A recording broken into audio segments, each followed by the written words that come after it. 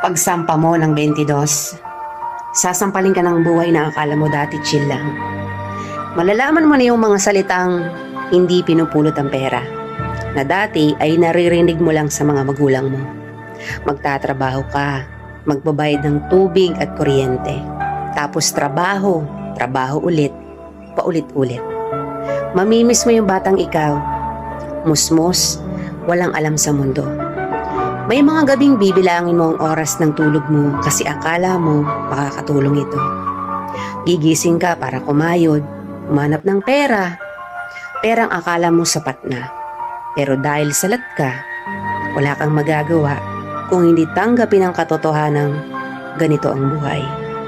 Katotohanang dahil malaki ka na, malaki na rin ang bigat na papasanin mo. Dahil ngayong 22 ka na o 23 o 25 ka, malalaman mong hindi ka na lang nabubuhay para sa sarili mong pangarap. Real talk yan.